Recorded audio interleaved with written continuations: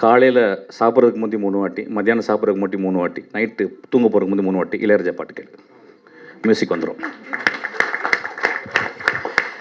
ஏன்னா அவனுடைய ஃப்ரேஸ் அந்த அந்த அந்த அந்த ஃபஸ்ட்டு ஃப்ரேஸ் வந்து இன்னும் கிளாரிட்டி வேணும். செந்தூரப்பூவே போச்சு, முடிஞ்சிச்சு, ஃப்ளாப்பு. அப்படியே எல்லாரையும் ஃப்ளாப் ஆக்கிட்டாரு. இளங்காத்து வீசுதே 3 நோட்டு தான், 4 நோட்டு 5 நோட்டு முடிஞ்சிச்சு.